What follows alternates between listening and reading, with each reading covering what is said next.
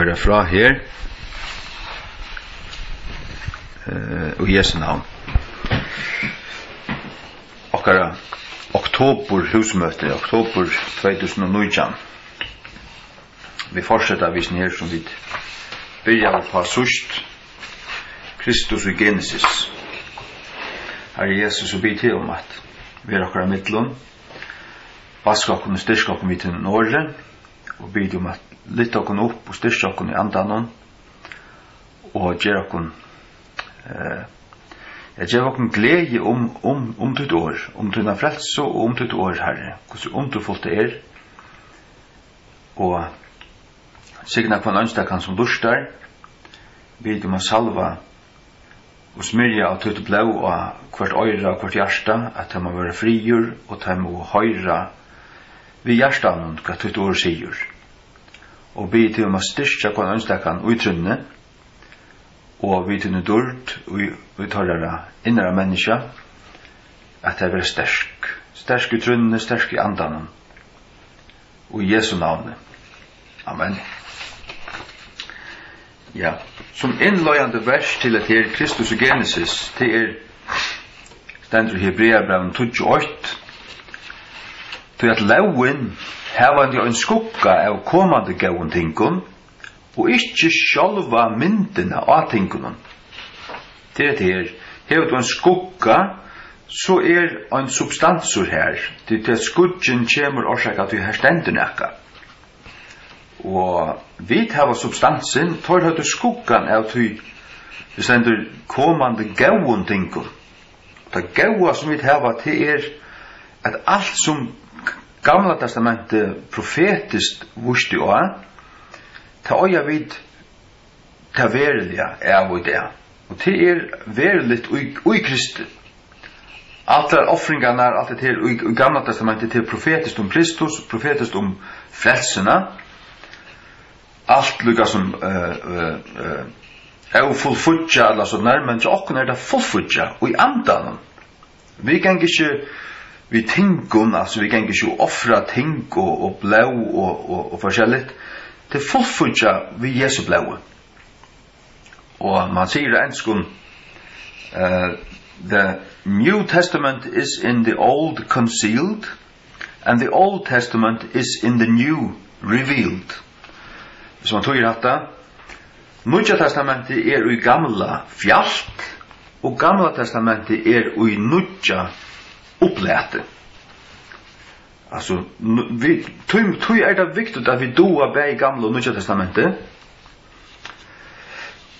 Nya testamentet i gamla fjalt.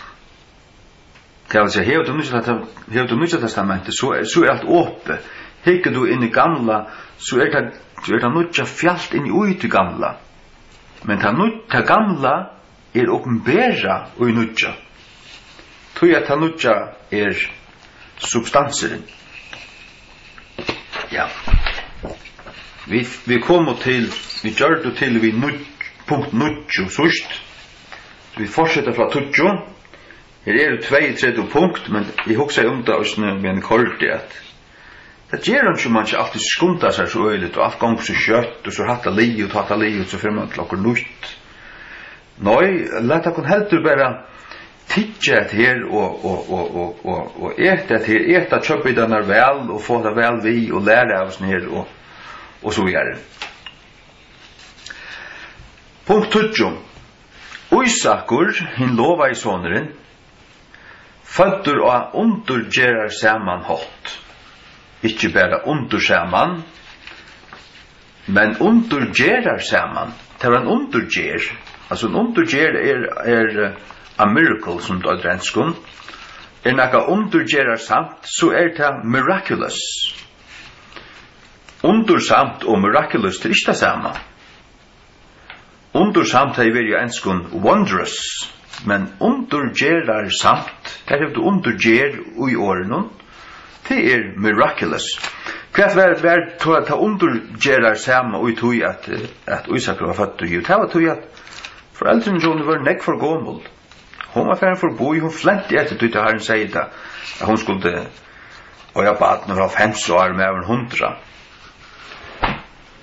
Och profetiskt jomfruføying Jesu Kristus. Genesis 16 fra 16 til 19.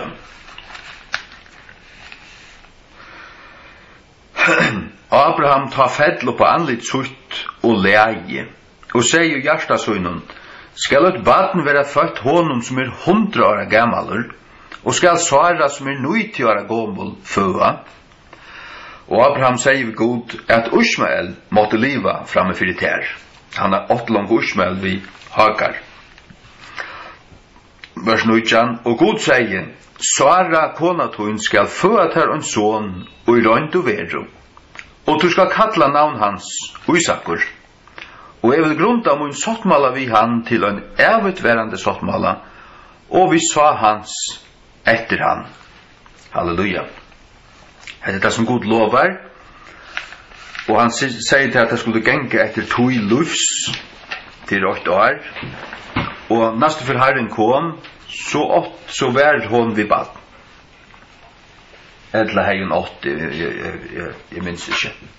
Men hegg, Kristus, Guds øyngjitten sonur, fødder av en jomfru. Og til undre, til okkara lova i Messias, eller Israels først og fremst, men også i Tjatel Heimenon. Til Herren sier i Salmonen at det ikke nok at du skal vera jødnen til frelse, han vil til Øysten djeve honom høydningarna, sier Herren God, fægir, Krist. Vi leser i Matteus 8:20. Matteus 8:20. Men medan han grunda om saluter, så angel Herrans byrstes honom i dreime, siande, Josef, tu sonur Davids, øttast ikkje a teka til tøyn Mario, konutøyna, tøy at det som gitt i henne av halkandanum. Josef ikkje gitt det. Men det kom vel ljus at hon var vid baden. Og han ikkje gjørst det. Men så kommer man ikke til hans og sier hva det hent. Ja, hon vid baden. Men til altså av halka andan. Ja, og Jan, det ikke undergjera samt. Hender det dagsdagliga? Nei, det hender ikke dagsdagliga. Det bare øyna for hent. Til ta i andre personer i trøyønden i Jesus Kristus kom til gjerrar. Ta var han gitten av halka andan og i maurløvnen av øyne jomfru hoksa der til. Det mykje under, det undergjerar samt. Så skulle du lesa Lukas også, Lukas 8:35. Lukas 8:35. Og angelen sværer og sier vi henne, etter altså vi Mario, halvje anden skal komme på til, og kraft hins haksta skal skugga iver til. Tog skal også hin høyla i lotur, som skal være føtter av ter, vera kalla vår sonur Guds. Altså halvje anden skulle komme opp på Mario, og kraft hins haksta skulle skugga iver henne. Det vil si at Guds kraft skulle fære i jøgna henne. Kraft. Det kraft. Det altså Guds kraft. Høyla i anden. Og en høyla i lotur som skulle være føtter av henne, skulle være kalla av sonur Guds. Han var giten i henne, løs ut her. Det som git jo i henne halgandan. Løs ut her, Matteus 8. Det som git i henne halgandan. Han var giten av halgandan. Og i Mario. Halleluja. Så for jeg tenker sammen om, Isakur en profetisk firmynd Kristus. Jødaner bojav og i ølter etter hesson lova av Messias i òsne. Og han kom, og en pastor av Israel tro av han, og en pastor var heravur, eller heraist. Og den pastoren som heraist, han var ikke bjergaver, han var ikke flestur, altså han blev tuntur i Ara Fjers, ta i romværende kom inn og ut i Jerusalem, og jødene måtte flutja, og tar så finnes land i 1884. Men tar som vreka av han tar egnet som er lukka i, tar boi enn etter noen. Men de kommer så att känna han till han kommer ärfer. Och det har vi tagit till frälso. Halleluja. Ta skal allt Israel vara frälst, men två triingar skulle tynast av en större krutje, och en triingur skal så tacka vi honom och vara frälst. Halleluja. Punkt 11. God grundar sin sattmala vid Isak och sa hans. Isak och sa hans. Ikke Ishmael, eller någon annan son. Ja. Og Kristus av Sai Isaks, så jag vid Lukas 3 och Rom 9. Men låt oss läsa först här, det första. God grundar som sattmala vid Isak. Genesis 16:21. Genesis 16:21. Men mun sattmala ville grunda vid Isak. Kvann Sara skal født her, og hese avsette tog uten neste åren. Så et år at han skulle du langt få han. Halleluja. Ja, Abraham, Isak, Jakob. Minst til det. Abraham, så som Isak, og Isak og Jakob, og Jakob og 12 atafedrarna. Og av Juda at kommer så Kristus. Halleluja. Men han grundar som sattmal av Isak, ikke Ishmael. Halleluja. 21:12, Genesis 21:12. Øysene. Og Gud sier vi Abraham, let det ikke være svarligt i eksjøen tøyne oppa grunn av pilten og oppa grunn av trælkvinnetøyne. Og i ødlund som Sara hever sagt vi til, lui av rødt hennara. Tøy at ui Isakje skal sa tøyt være kattla. Til han 81 son av trælkvinnene, men jeg kom av tøymen skulle ikke kattlast sa Abrahams og samme hot som sa av Isakje, sa merker altså avkom. Og i Isakje skal sa tøyt være kattla. Halleluja. Og de arva så Kanans land som ble til Israel. Ja. 22:16 nøysene. 22:16 Genesis. At i sikning vil valsikna til, og i markfalding vil markfalda sa tøyt som stjøtner himmelsins, og som sanden som på sævarstrandene. Og sa tøyt skal ognast postur fudjunda søyna. Sa tøyt skal ognast postur fudjunda tøyna. Ja, til jøgnen Isak, og så jøgnen Jakob, og så der 12 attarfedrarna, og ta Israel bliv til, og ta skal ångande bliva vekk, ångande forsvinna, så langt som Saul og Mane standa, sier Jeremia 2:30, du kan lesa David av Torsten da fyrr. Ja. Så færer vi til Lukas 3. Lukas 3. Og Jesu navn. Først som øyla minnen. Vers 4:30. Her skjøtja vi at Kristus av Saie Abraham, nei Saia og Isaks. 4:30. Som var sonur Jakobs, som var sonur Isaks, som var sonur Abrahams, som var sonur Tara, som var sonur Nakors. Så at Kristus av attalinje Isaks. Ja, og så tøyt skal arva, det skal åknast postur fudjunda søyna. Jødan ikke størst land enn, men at han hadde større krutje, og i tusenarrugjen skulle der øya fra Nøylåne til Eufrates, der skulle øya lengt inn i Egyptaland, om det kunne dama det løy, Syria og Jordan, og lengt inn i Iran skulle der øya. Der skulle øya et allmektot land, sikkert helt nere i Saudi-Arabia og alt det, så tid antisemitter, de kunne bare gnuppa til enn i tikkara ljauto gråner.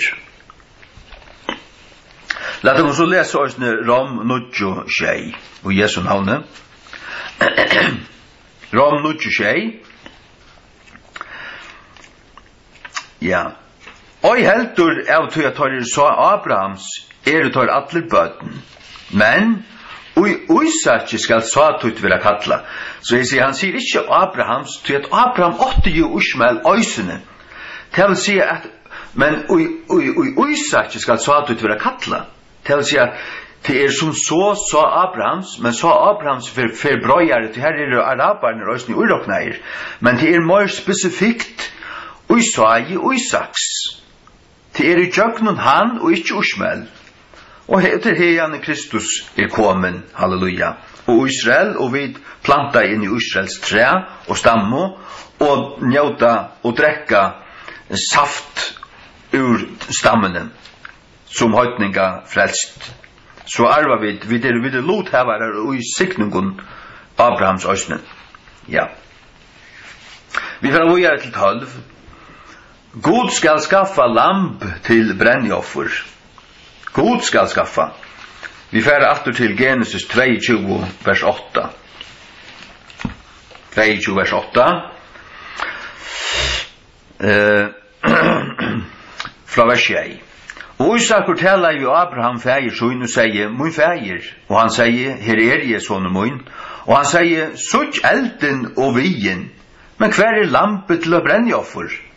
Og Abraham sier, «Sånne min, God vil skaffa seg sjálvan og et lamp til å brennjoffer, så tar fører bager av tøymon saman.» Sagt og King James stendur, «God will provide himself». Og det profetiska og I som versen ikke til at han vil skaffa sær, men at han til tjonde sørst skaffa seg sjálvan og offra seg sjálvan som offerlamp for okra synder. Halleluja. Og hvis vi så lesa Johannes 8, 29, Johannes 8, 29, Johannes 8, vers 29. Ta nasta dagen ser Johannes Jesus kommande at ser og sier, «Søy Guds lampe, som tekur borstur sind heimsins». Sagt du, her i Genesis fann Gud ser ein vegg, og han blev offraur og i stegen fire sonen, stegen for Isak, og så slapp Isakur frujur, og man veggren måtte dodja. Og så det at Jesus dør som Guds lamp, som Guds veggrur, fyrir okkon, og han ber sånn okkara synd, og vidfæra frui, akkurat som han sjálfur, som åtti henga av krossen, som Jesus døy, ja, Barabbas. Han slapp frujur. Jesus døy I hans rum og sted. Halleluja. Ja. Takk og lov. Ja. Punkt 13. Veggrurinn offravur I sted og Isaks. Genesis 22, 13. Så vi må allandi hava det opp her I Genesis. Vers 13. Og han sier, ja. Og vi varst jo Abraham alla så at offra Isak sonsun, hvis vi leser fra vers 20. Og Abraham strekte fram sinne hånd og tog knuven til at vea sonsun. Og angel herrans kallar I han ut ur himni og sier, Abraham, Abraham.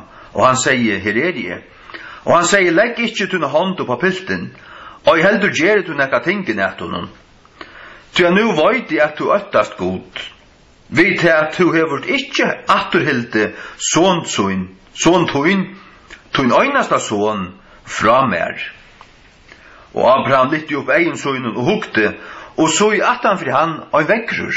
Fengav I en kjarri etter hotnun sonen, og Abraham faur og tåg veggren, og offra I han opp til et brennoffer, og I sted sonar sunds. Tres I åren I her. Og I sted sonar sunds. Sars du? Herren sier vi Abraham han skulle fære her og offra opp Isak, og han var lojen. Men så I sørste løte så stekkar Herren honom, og han viser honom et lamp og en vegg, og veggren vil så offra vår, og I stegen for Isak. Det profetiske det profetiske ta I det hendt, ta I det gonger ut, til at god ikke bare nastan offrar son, men han offrar sin son. Og han som slipper frujur, til vit, og to. Halleluja. Og Jesus sånn Guds lamp, men dette en profetisk mynd, og logisk nekv, og en skuggamynd av det verelige. Og det verelige det som vi øya, at Jesus døy for jokken, Rom 5:8, i Jesu navn. Rom 5:8. Halleluja. Ja. Rom 5:8. Men god vi meler kærleika sunnen med vi sokkon, og gjert, medan vi enn våre syndarar, Kristus døye fyrir okkon. Medan vi enn våre syndarar, Kristus døye fyrir.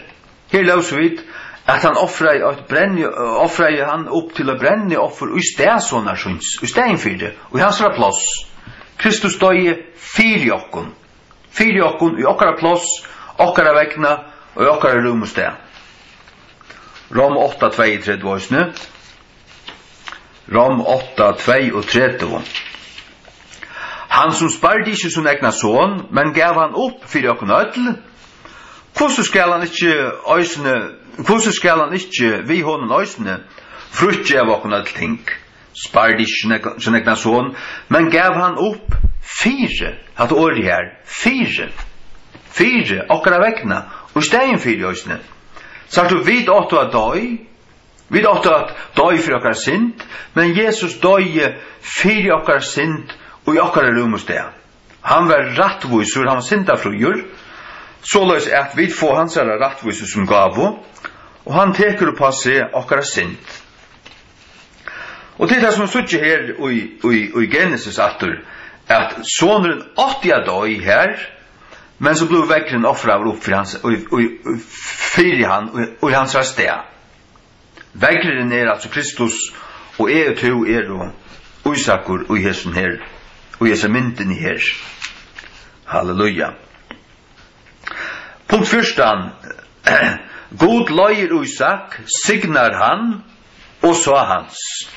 Genesis 26:8. Genesis 26:8. Til 4 og 12. Og det var en hungersnei i landet nun, omfram ta første hungersneina, som var av døven Abrahams, og Isakur får at Abimelech, konge filistana, at Gerar. Og Herren byrstes honom og sier, fer ikkje nyer i Egyptaland, bygg vi landet nun som jeg skal si at her om. Ute sid i hesson landet nun, og jeg vil være vitt her, og vil valsigna til at ter og sagi tøynun vil gjeva öll hese land, og jeg vil ut inna øyen som svær at Abraham feir tøynun.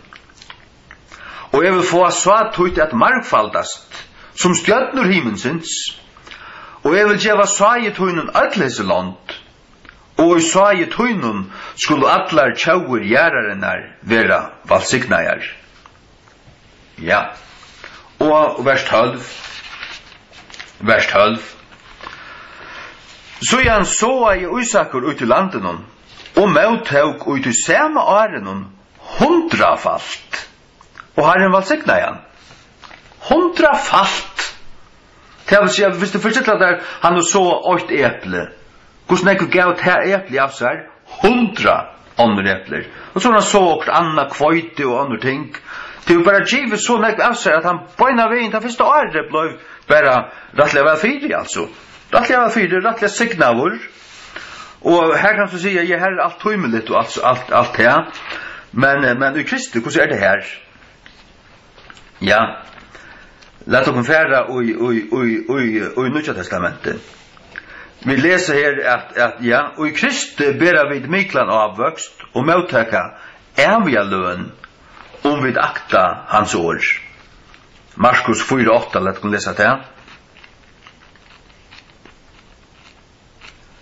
Markus 4:8. Ja, hette Guds år, tar vi takka møtet og vi blir Guds bøten og vi får bare avvøkst. Hva hender da? Anna fell og gaua gjør, og gav av seg avvøkst. Hørst du? Avvøkst. Som spratt opp og tog til, og bær fram, somt 30, og somt 60, og somt 100. 100 hver? 100 ferier, altså 100 falt. Det er det mønnest vi. Somt 30, somt 60, somt 100. Og Isakur han bær 100 falt på en av veien her. Og hette er altså evig avvøkstur, evig frukt, som værer vi til evet liv. Det vil si at vi ganger inn til det evige liv vi ødlens ned som vi da har vunnet, vi da har tantherren og vi da har prætika og vittna og både bibler ut og vittna, ja, og amen og skriva og ditten datten og være ljus og pøyga Kristus og allan hatt, alt okra liv. Og ta ber avvøkst så eller så. Herren ser, Herren fylgjer vi, Herren gjør alt opp, og vi får løn, det har vi ikke glemt, vi får løn for kvart, nikk og prikk. Halleluja. Hebreerbrevet 11 og 18 skulle vi også lese. Frelsaren nemlig av Sai og Isaks. Hebreerbrevet 11 og 18. Hebreerbrevet 11 til troerne kapittel. Hebreerbrevet 11 og 18. Kvønt har vært sagt at i Isakje skal så tutt vera kalla. Ja, aftur her stendur at her. Det stendur også nu i vi lauser det i omstand i var det Romerbrevet og nutje skjei, at i Isakje, men også her stendur det at i Isakje skal så tutt vera kalla. Ja. Så videre, du varst andalig se, videre kommet av Abraham, Isakje og Jakob, vi da ikke Ushmael a gjerra. Ushmael kan være flest hvis han kommer inn i Krist. Ushmael og hans avkom må venta alla akbar og sånne her kloddan og sånne her badnamisbrukande drompen og Muhammad reiv, vent hun reiv og flytja seg til Jesus Krist og luta og Mosans føtter og takk mot jo som frelsere og avsier seg islam er en satanslik. Ja, det kan det Anju kristendom, det kan ikke renna sammen, kan ikke forøynast, kan ikke runda kantene til å passa sammen, det passer ikke sammen, det er ikke hva annet gjør. Anju. Så det punkt 15. Hin salva i støynur Jakobs, Genesis 28, 16-18. Hin salva i støynur, han salvar en støyn. Jakob. Så du, Abraham, Isak og Jakob. Så det vil si at Jakob sonur Isaks og Abba sonur Abrahams. Genesis 28, 16-18. 16-18. Og Jakob vakna i ur svavnesøynun, og han sier, vissulega, Herren av hessum stegi, og jeg visste det ikke. Og han var rattur og sier, hvor øteligt detta plass? Hette ikke annan enn husgods, og hette postur himens. Og Jakob røys opp orla om morgenen, og tok støynen, som han hadde lagt til koddarsøynar, og sette han opp til henne solo, og helte olje oppa toppen av henne. Topperen, hva er det? Det er svært litt høyt. Og en støyner som du røyser opp, og heller olje av toppen, så renner han fyller allan toppen, så renner han ned etter. Hadde han salva over øyn? Hvor som støyneren som ble salva over? Kristus forsøren. Det varst du vel. Varst du sjalt høy? Jo, det han. Hikk. Jesus Kristus Messias, hin salva i Guds. Vi færa til Johannes 8, 41. Johannes 8, 41. Messias merker hin salva i. Meshiach. IAH, og hebraisk merker ja, som et navn fra gode, JAH, det stender Salmon nokre trusk, finnes det. Johannes 8, 41. Han fyrst finner sin egna bror Simon, og sier vi han, vi har funnet Messias, som verande tutt, Kristus. Kristus merker Messias. Messias merker hin salvaie. Hva merker det å være salvaur? Det merker til at du finner olje helta av ditt hødd.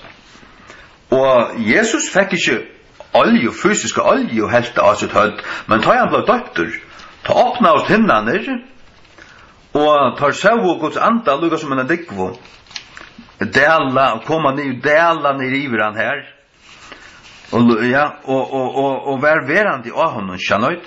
Halleluja. Ja. Ja. Matteus 3, ja. Matteus 3. Matteus 3, 16. Ikke Johannes 3, 16, men Matteus 3, 16. Og Jesus, da han var doktor, fører opp bøynavegen ut ur vattenen, og så i himlene var det åpna i honom. Og han sa Guds anda støyande nyer, lukka som en digva, og lendande kvær, og pja honom, kvær pja? Jo, til ovast oppe, til av høttenen. Og så i en rød fra henne sigande, hesen min hottelska i sonur, og i kvarjen vel toknavur. Halleluja. Så fer av dørsten til gjerningar på apostlana 28. Og Jesus, Jesus, hans navn Jesus Kristus, han hins salvaje, Guds, og han møyren til han røsten godkomne kjøttet, og til kvart han Gjerningar apostlana 28. Kvossu god salvaje Jesus ur Nazaret, sagt du, salvaje, god salvaje. Salva til hetla olja, til djeva av sunnen anda og rujlet mat. Og Jesus hei Guds anda utan mat, sagt du. Kvossu god salvaje Jesus ur Nazaret, vi halka andan novi kraft, som fører gerande godt, og grøande öll som var kua av djevlenon, til god var vi honom. Det var ikke kua av god. Nei, det var kua av djevlenon. God kua ikke. God løyser. God vil lave kom fly og leis og fly undan satans bondon og tingun som kua. Og her som Guds ande her fralse. Fralse. Halleluja. Kristus hin livande støyneren. Hin utvalgte. Dyra bære eal hittnes støyneren, eal hittnes, ta merker eal høvus, hittnes hever vi hjørne til hotni a gjerra. Fyrra Peter. Halleluja. 2, 4-6. Her stendet om Kristus. Fyrra Peter 2, 4-6. Til hvers kommande som en livande støyne, vurst vreka av mannen, men utvaldur av gode og dyra bærer. Tidøysene, som lovlige støynar, vil bygd opp et andligt hus, og et høylagt prestadøme, at offra opp andlig slateroffer, gautætselig av gode, vi Jesus Kristi, det vil si vi bruker av, vi til at vi færre jøkne Jesus Krist, vi til at vi videre ui hånden. Hvers vegna øysene til inn i heldig uiskriftene, så jeg lett jo i Sion og eal hittnes støyn, utvaldan, dyraberan, og han som tror og han skal øyvera til skammar, takk og lov. Tekkun tess vegna som tryggva han dyraberar, men tøymon og øvlutner, støyneren som sminer vrek av, og hinn sami gjørdur høvus hoddenstøyneren, vers 8, og en snavingarstøyner, og en møgnboa klettur, en tøysja tøymon som snava året, verande avlytner, kvarjon tar østene våre utnevnter, så god void, god kjenner framan undan, hver for å teka vi gledebåskapen og tryggva, god ser endan fra byrjan, god utanfyrir, han så staur, sagt du. Han allvaldur og altvitande, og han byrjanen og endingen, og så videre. Han så staur, at vi kunne ikke fæta han holdt til fullnar.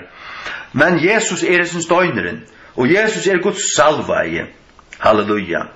Og han Messias, som ikke Kristus, som ikke salvaje. Så Jesus tar vi suttja her at Jakob, som søttene fær Israels navne, og så Israel så navnet av landen, av tjauene, Israel altså, Israel. Og han merker til at her et helt særlig sted, her akkurat som at god bor her, det også som han drømt, han så en sti opp til himmels, ønglar kom nyer og får opp etter sin sti, han kjente Guds nerver, og plass i et Betel. Bet merker hus, og el merker god. Betel merker Guds hus. Betel merker Guds hus. Ja. Og Betlehem merker Bet merker hus, og Lechem merker brei. Bethlehem merker hus breisins. Og Jesus hamsins brei, og han var født i Bethlehem, og tjokken Bethlehem kom så hamsins brei. Halleluja. Ja, hvis vi leser her Genesis 28 og 18 at han helte olje og på toppen av hans solene. Han salva en støyn. Støynen i Kristus, og til at han vil salva i olje, til at en maver skal komme som Guds støyner, som skal være salva i olje. Halleluja. Ja. Takk og lov. Ja. Hikk, vågjare, punkt 16. Salva i støyner Jakobs husgods. Han husgods.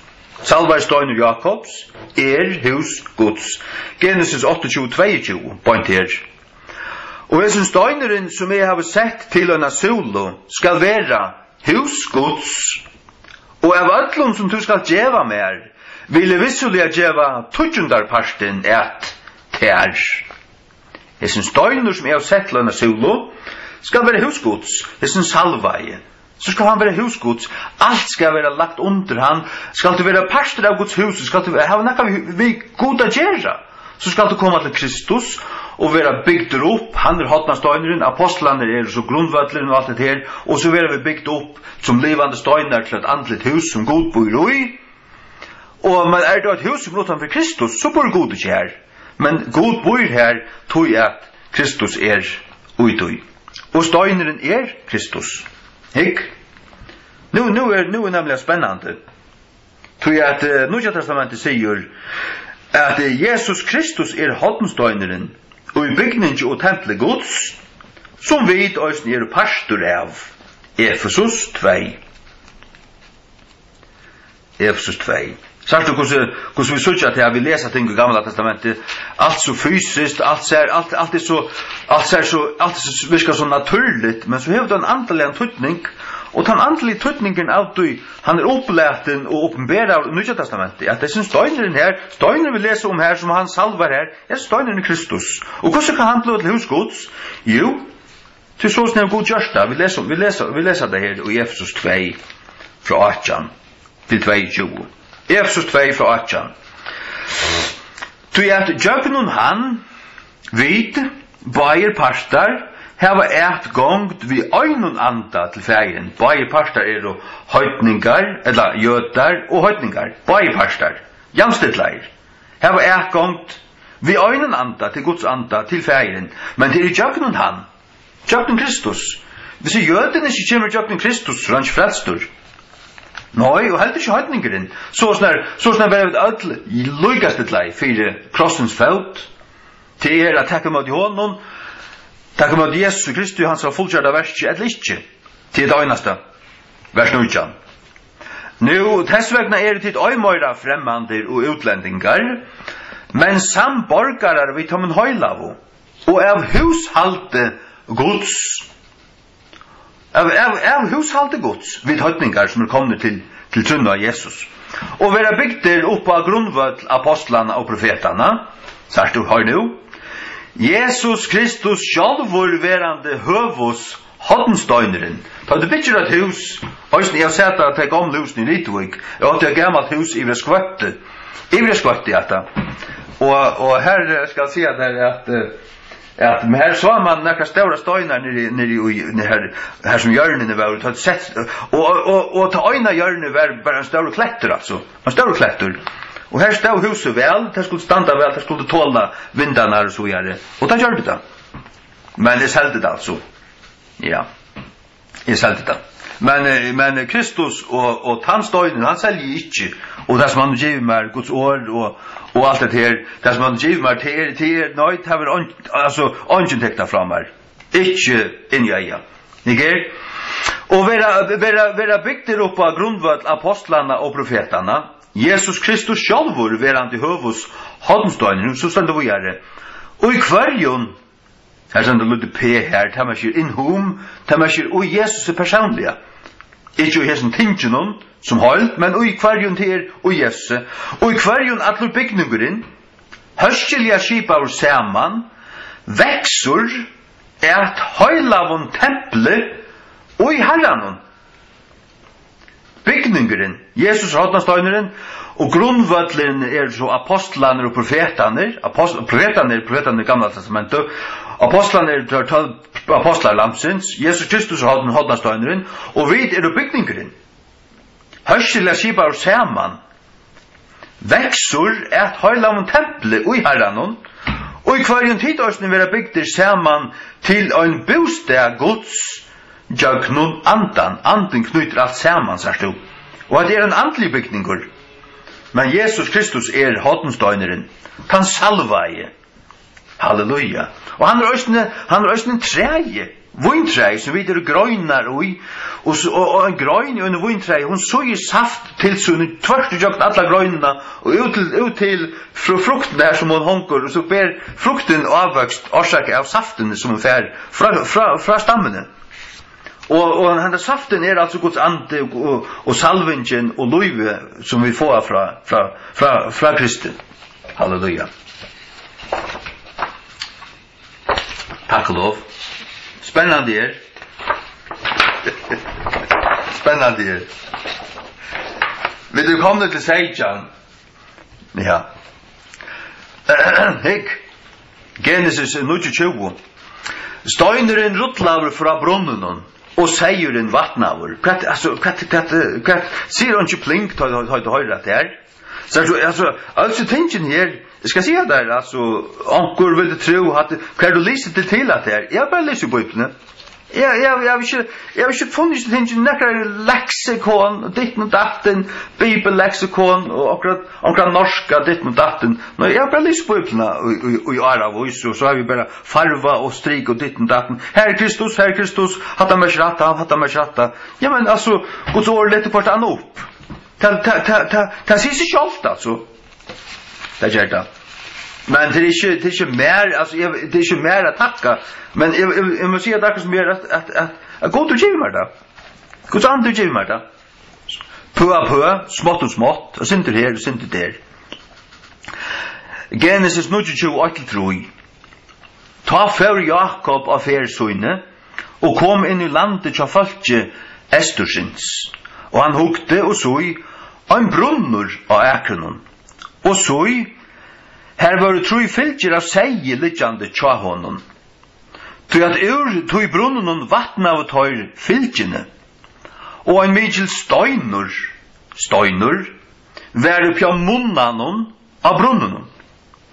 Og her var det all fylgjene, hva er det? Seier. Hva sier Guds ord til? Videre seier. Og støyneren hva? Kristus. Og vatten hva? Halle anden. Her var det all fylgjene savnaie, og tog ruttla av støynen fra munnanon av brunnen, og vatten av seien. Og lødde støynen attur på munnan av brunnen, av plossut. Minnast dit, fra Genesis, fra Exodus, ta det fyrir kjøkken øyemørsene, og hvert folk var tist. Og Gud sier vi, Moses, han skulle tekka staven, han skulle tala til kletten, og kletten skulle gjeva fram vatten, og så skulle folk få å drekka. Men hvert, Moses ble utsynt, og folk meila i så han slærte kletten, men han lukka så tala han øysene. Men kletteren klauna i, og hva tente? Vatten kom rennande, fossande ut, og 2 millioner folk finko å drekka, til her ransne vatten, det finko et vatten å drekka, ur sin kletten. Og hvert, kletteren Kristus, og hvert merket til at han ble slien, han åtte ikke slå han, men han gjør det, God visste at han for å gjøre det. Og han ble slien, og hvert er det, jeg kletter kloven for meg, til at Jesus ble slien og Golgata krosset. Hva hendte ta? Ta rann hvert ut, blå og vatten. Blå og vatten rann ut, stender i Johannes 20. Og det til okkon, til okkon til lov. Og at her, at tar tekka, her en brunnur, her en støyner fire, og støyner må rutlas til søyes, og så renner vattnet. Hva er det til? Jo, det til at folk skal komme til Kristus, og så en som hever arbeid av sånn her, en som orskar, og en som kan rutla støynen fra forsiktigene. Han må ikke brottna, han må ikke dårst. Og så drekka de ur brunnen. De drekka det som innsiklar vattnet til sin støyneren. Og ta i støyneren med tidsen borstur, ta renne vattnet, og ta i det falsk som hever drutje, så kan det støyne fyrjatter. Støyneren Kristus, og Kristus øysene Guds år, og det året om Kristus, til å si at det evangeliet, først og fremst. At ta i evangeliet vil boa, ta vil det opplete, og ta i det vil skilt, og møttidje, så renner vattnet, ur brunnen, og sier du vil vattna vår, akkurat som du vil bare nå, og Guds åre, du vil vattna vår, vanta vår, det er som man sier, vattna vår, til å si at du får ta drekka, gaue, døylet. Ja, men dette merker øysene til, at det er flere tøtningar øysen, at tøye og i støyneren ble tidsen til viks, takk om vattnet. Hva merker til? Jesus sier til etter kunne gagne at jeg færre borstur, at jeg vil tidsen til viks, jeg vil rutlaver til søyes. Du, hvis jeg ikke færre borstur, så kan holde anden ikke komme til tikkara. Så det var akkurat gagne at Jesus god støyner før, han tidsen oppatur, og så kom vattnet ur kvær, ur brunnen, ur kjeltene, som Jesus hei åpna hvis han fullgjørda verset, og her renner vattnet ur djøknen til okkara.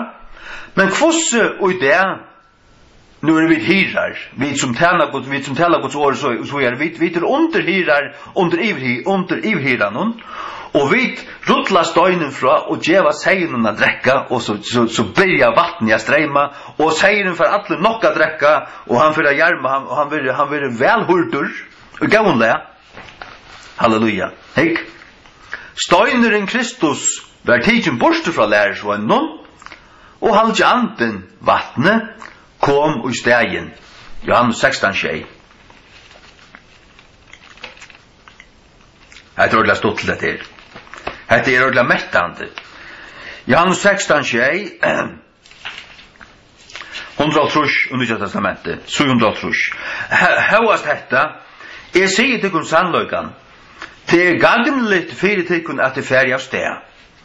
Tui at jeg færi ikkje av sted, vil okkaren hvor til holde anden, ikkje koma til tikkara. Men jeg færi av sted, vil jeg senda han til tikkara. Hvis støynen vil rutla til søyes, så kunne du dreia vattnet. Støynen innsikla i vattnet. Du kunne ikke sleppa fram et vatten for en støynen var tidsen fra. Støynen tidsen fra. Støynen tidsen opp.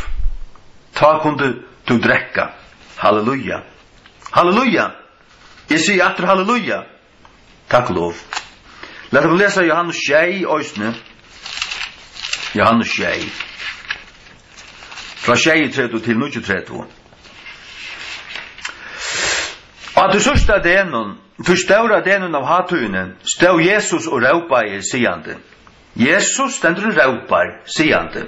Støyneren, en salva i støyner gods, stendur og råpar. Hva sier han?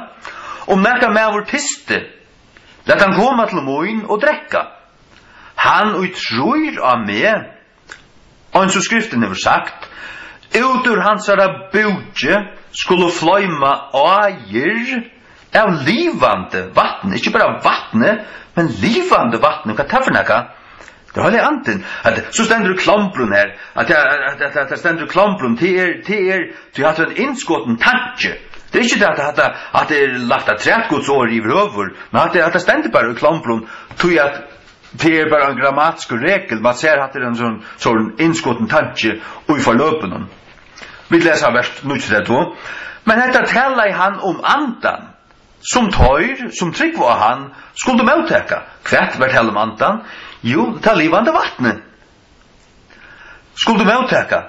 Til at halvdje anden var ikke en given, kvui, er tog at Jesus var ikke en dørmettur. Hva er det at han var dørmettur?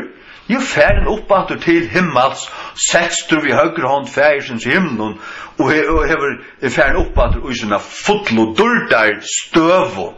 Så at Jesus avklattes i øyne av seg, durd da han kom, han gjør det monoloiker, han var god fullt ut, men han kunne ikke komme og fotlar durd til at mennesken hadde slett ikke tolta seg han.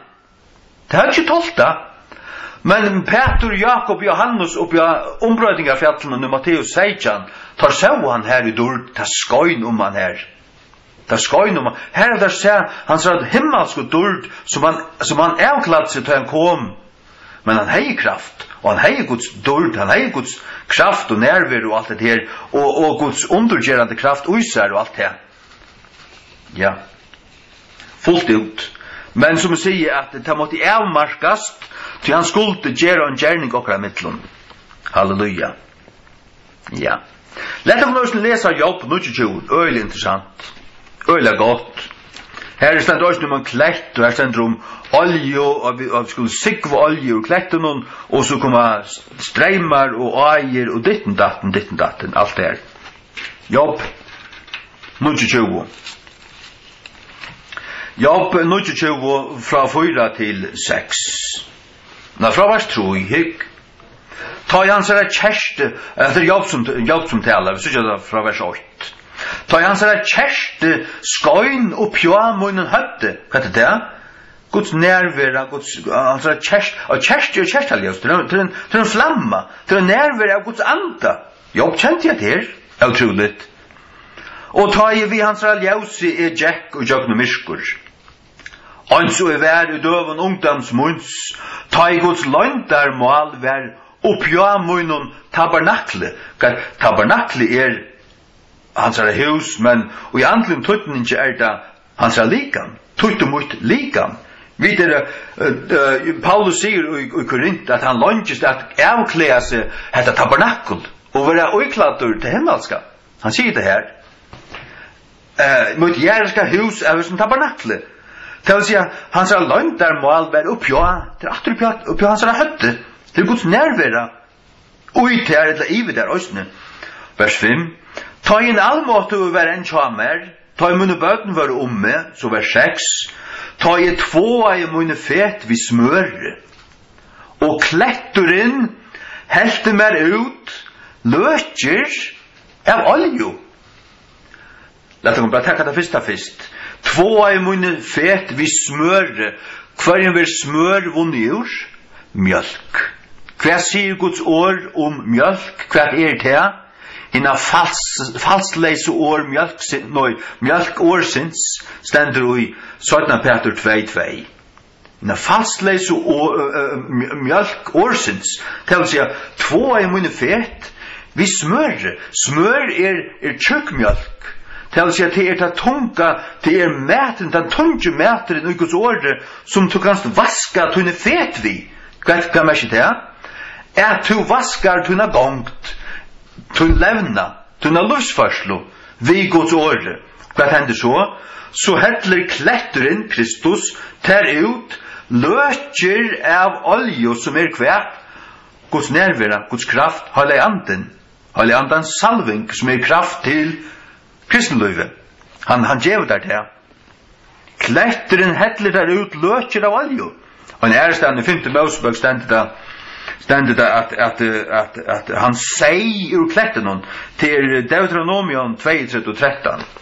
Deuteronomion 2:13. Ikk. Halleluja. Deuteronomion 2:13. Halleluja. Han lät han ruja av hinnen höv och plåsson gäraren. Altså Herren lät Jakob, Israels folk, ruja av hinnen höv och plåsson gäraren. Det vill säga hatton i andan, högt uppe, flickvande uppe här, samma vid honom. Att han måtte äta äkrarna gröje. Vad är det? Äkren, vad var det äkren först och främst? Kodden. Og kodden, du gjør breier tog, og hva er det? At det Guds år. Det er alt tog Guds år som er det primære. Men så tar du etter det, og kjenner det, og øyer det, og livet det, så fører det til honning og olje, som er kvært, og et rukt lov og i andan. Du gjør stendig på en av dette, og han fikk han at sikva honning ur kletten. Honning ur kletten. Vatten ur kletten. Honengur, vatner holde anden. Honengur er òsne olja, till något som smyr, till något som smakar väl, till något som lukar det. Så han säger på inte att han har och olja ur till tittnota klätten, så att du honänger klätten och olja ur till tittnota klätten. Tittnostöjner till herrestöjner. Men han säger och att sigva kräver orsko, det kräver din vilja, det kräver att du är engagerad och aktiv. Att det kommer sig av sig själv. Du måste sigva honen ur klätten. Det vill säga att du måste bya till Jesus Krist, söka han, bya om ting från honom och halda ut, inte gevast att bya. Intil du fast. Så gjever han. Han gjever olje och honen. Ut i titten av klätten. Det harst. Du måste bya attor och bya. Vika ut och manna ut. Men så kommer det. Vad lärde Jesus okkur om att i Lukas 18? Kom du till Lukas 18? Hik. Altså i 190 i Nya testamentet. Ja. Og han talar i tøymen av døm så til dette endamål at menn åttu alt tøy at bya, sikva, og ikkje maktast, ikkje gjevast, sier han det. Ta vær jo en steg og en dømare, som øtterst ikkje god, og heldur ei viring for manne. Og det var en åndje ut i stegen, og han kom til hans her, sier han det, vart meg ratt i munnen motstandare. Og han vildi ikkje om stund, dømaren god, varst du, og han som, han åndjan to, som bya. Men at han sier han innan hos her sjálfun, hevast i øttist ikkje god, sagt at det er boilat. Hevast i øttist ikkje god, at det er viring for mannen, altså luknelse. Tau er til at hende åndja avnåar med, det er natt, morgen og kvöld, attor. Ville voita henne ratt, det vil si at djeven det som byr om, at ikkje hon vi sunni avhaldande komo trøtte med. Og Herren sier, høyre hva din øvratvise dømare sier, så sier Jesus høyre. Og skal ikkje god, voita sunnen egno utvalgt og ratt, som råpa det og natt til hansara. Råpa til god, hva det er bia. Det er sigva ukletten, halleluja. Hevast han ber lunge i vi tar, men han har tål, han bojar, og han sa at det var lengdmauer, så stendte vers 8. Jeg sier til kun, at han vil voita ta om ratt snarligane. Hevast her, ta i menneskjonen kjemur, skal han finna tryggva i ørene. Ja, han spyrt hans på hans borningen her. Jeg sier, Herre, måtte du funne han i mer. Måtte du funne han i tøymen som lursta. Måtte du funne han i okkon, som vilja fylja til her av høylen og fotlen hjärsta, høylt inn til endan. Og Jesu navn, halleluja. Ja. Takk og lov. Vi takk 8-3, 8. Vi takk til 3. Takk til som det sørste klokkan blir 2:03. Vi pleier å ha det lydende morgenen tøyma, så vi takk nummer 8-3, så vi kommer til 9. Til mæveren kvann Jakob bardist vi. Han bardist vi en mann, så stendte 17 at han mæveren var god. Men det kunne ikke være god feir. Ty ånden ser god feir nekran tøy, ånden deilige mævere gjør, ser god feir nekran tøy i livet. Du kanst ikke. Så ser nekka menneska god, så ser det Jesus Krist. Han er god, han er uttrykkelig mynden av feir nå. Feiren er oppenbæra seg i sine søgnen. Og også i gamla testamentet, så er det god er avgjør, god soneren er også avgjør, og her kommer en som er en angel, og han er en mævor, men så søgnen stender at det er god. Ja, hvor er dette så? Ja, jeg sier til her at det er Jesus Kristus. Og Genesis. Jesus Kristus og Genesis. Kregvasse, sagt du, han kregva, han er her, du sarst profetiska mynter, du kan ikke akkurat si at det er han, men så, han tryggvande, han var ikke, jo, her viser han seg, her er han, her, og Melkisedekje, og ditten datten, her som støyneren her, han merker Kristus, her som mævren her, han merker Kristus, og så vi er. Genesis 2:30, 24-30 vi lesa. Og Jakob var etter ønsamhandler, og da bardist en mævor vi han inntil lusnan dagsins. Og da han sa at han hei ikkje ive var imot i honom, Näm han vi hans mjatnarskal, det var mævren, hei ikke ivervar imot dem, det var han vil ikke gjevast. Jakob gast ikke, han beirtist, fyrst et ladar. Han gav ikke opp, til akkurat det samme som to, tar vi bergast vi god, vi gav ikke opp. Vi tar ikke nøy for oss vær, ikke talegrom, signa meg, sier vi. Og så gjør han hever signa meg. Hva han også signa til som lustar. Han signa meg vi som når. Og da han sa at han ikke ivervar med honom, nem han vi hans mjatnarskal, og mjatnarskalen til Jakob var ut ur lie, som han bardes vi han, som med han. Var ut ur lie, som han bardes vi han. Sjalt om mjatnarskalen var ut ur lie, så blev han via bergast vi han. Han ikke spekt jo ut.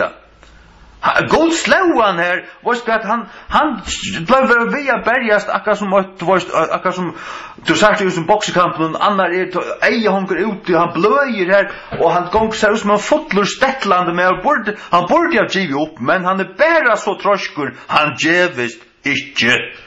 Halleluja. Er du given? Djevist ikke. Halleluja. Og han sier, la meg færa, for at det er narskast. Altså, det er som mæveren, angelen som bergist vi Jakob, som sier, la meg færa, slepp meg. Og han sier, jeg vil ikke leta til færa, utan du valsigne meg. Og han sier vi han, hva er navntut? Og han sier, Jakob. Og han sier, tut navn skal oi møyra være kalla Jakob, men Israel.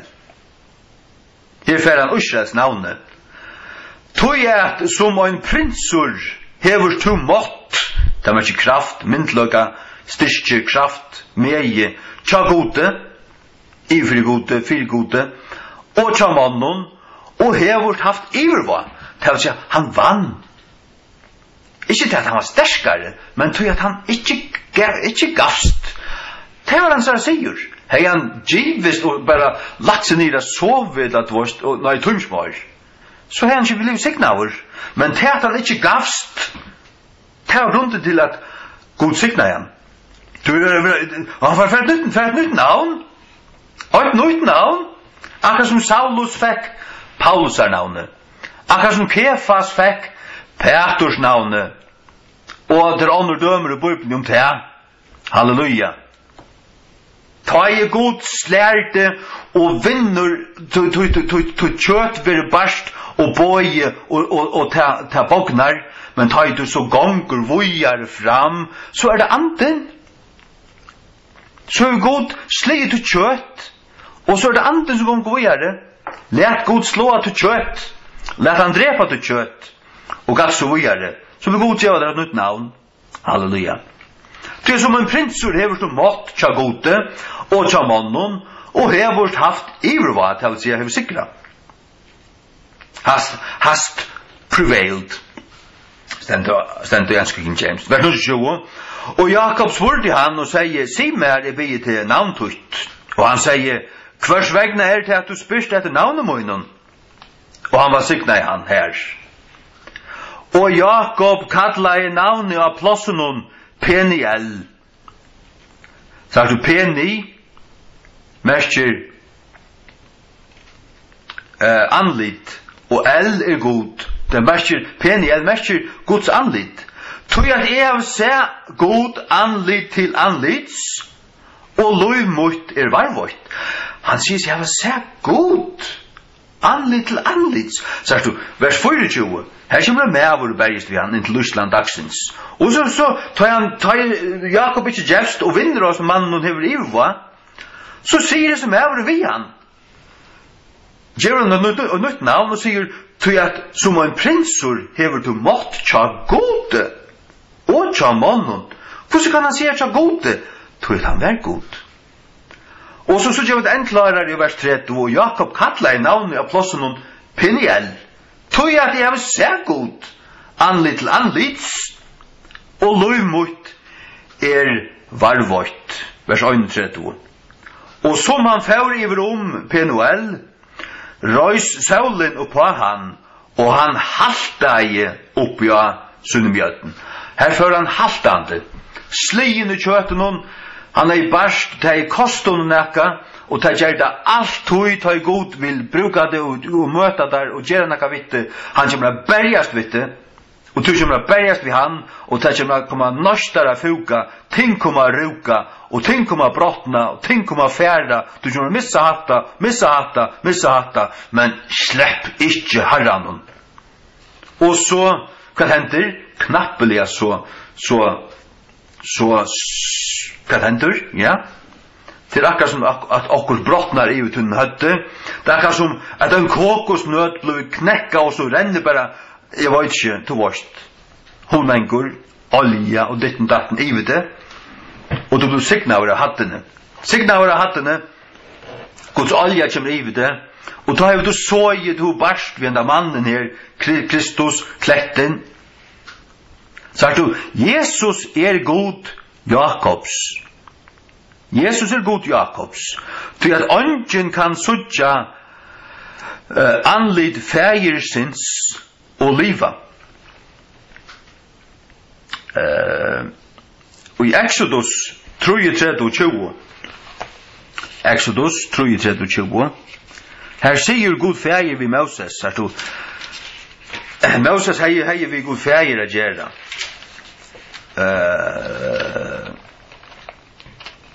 Huvudsakliga. Exodus 3:20. 3:20, låt mig finna det här. Exodus 3:20.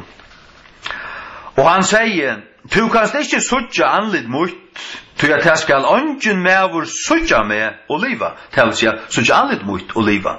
Och Jesus säger, att det är ången med vår säga god. Du varst. Ången med vår säga god, säger Jesus. Och är det Johannes. Ja.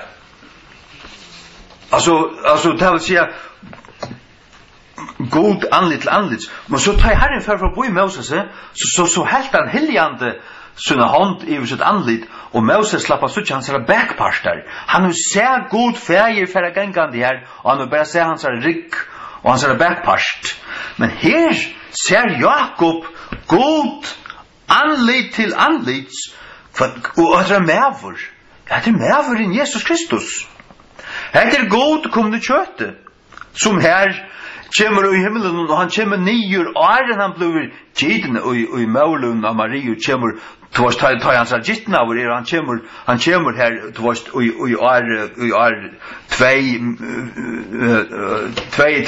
till 4 för Krist ta seder att han kommer. Men här, men han är evig, han har alltid varit i himmelen, och här är det han som kommer nyer. Det är inte en angel. Det är inte en angel. Det ånglandet vi ikke kallar god. Det er mävor som er god. Hva er det som er heilveis mävor og heilveis god? Det er Jesus Kristus. Det er Jesus Kristus. 4 Timotheus 3:16. Okkara kjenta vers. Halleluja. 4 Timotheus 3:16. Så i 202 i Nya Testamentet.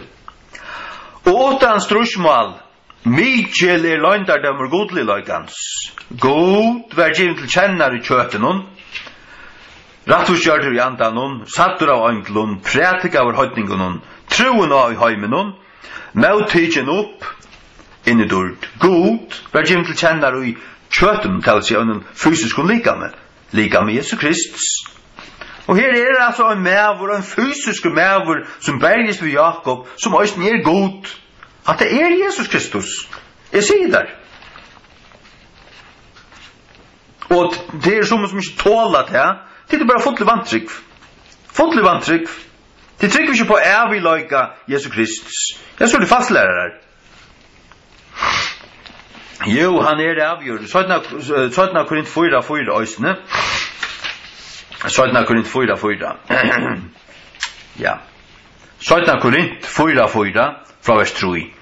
Men om okkara gleibåskapur veres i hultur, er han hultur fyrir taimon og og bortvilster. Og i hverjum godurinn av sin heime hever blinda hoanar av taimon som tryggvikje, er det ikke ljausi av dordsama gleibåskapur Krist, hver er mynd gods, skulle skoine av taimon. Krists, hver mynd Guds. Kristus mynd Guds. Hvordan ser god ut? Hygg uppa Jesus Krist. Han mynd Guds. Således har god uppenbæra seg og sinnesøgnen. Halleluja. Amen. Ja. Ongen kan suttje anlitt fægersins og liva. Tui god som Jakob sa, Herren Jesus Kristus. Halleluja. Takk fyrir seg signa og stund her. Takk fyrir ditt år. Takk fyrir tutt år, ja. Tutt livande vatten som er streimar i jøknun til at ta vi tala og hitja på disse ting. At ta egentlig tala vi til støynen, vi rutla støynen fra brunnen og hva hendur jo, ta byrjar a streima og vi får luiv. Vi føler det at vi vil være metta i, og vi ganske, ja, vi føler det mest nå ganske ofte, at vi føler oss metta i, vi tar finnes nekka. Og til jøknen her, vi sutja hvor to erst, men til også verulitt, til nekka verulitt som kommer til okkara, at vi vil ha fyllt vid luive og andans kraft og en substanse i andan. En substanse, ikke bare jeg vil vite og har hørt, jeg vet at her, jeg vet at veit. Nei, det ikke bare til øysene til at vi øya det. Vi øya til, og vi øya til en høyla anda, halleluja. Og frelsene ut her, og alle disse ting som tog år talar om, og øysene til som vi øya i vant, og Herre Jesus, vi gleder oss. Altså ikke det. Vi gleder oss til du kommer, til du skreier, Herre, kvalve sunt, og du kommer nyer, og støyer nyer av tunna føtter og livenfjallet, og det skal klaune ut vent, helten norret, helten soretter, ditten datten, og du skal genge inn, tjøknen til Estra Lie, inn i tempelet som tar skal enda byggt, og vise jøten tunna naglastung og hentur, og tar skulle ta tilbede, allar attnar i Israel skulle grata og pivet her, og alt Israel skal være frelst, halleluja. Kom kjøtt, Herre Jesus, og færre tøyene ble trånkar her til aller sørst, så ber de om at jeg var bare ekstra styrke, og løndardammeren han at vi sikva, og vi ble sikva til bia og vi søkja til dagliga, ikke forsøma til, og så knappt vi merkja vi til at vi finner nekka, her kom nekka, og vi får det fra her. Takk at du switcher okken ikke tog det av trofastor, og tu tan gau hirinde for aldri fra okken, tu givet et lov for okken, tu elskar okken som negv, og det gjør du enn. Sikkert på en øynstakker som lusta, lett du fri og tunna kraft, og tu vatten bare senkas i deg, lett deg være så gurglande metta i, og drekka seg autist av tunna vatten i Jesu navnet. Amen.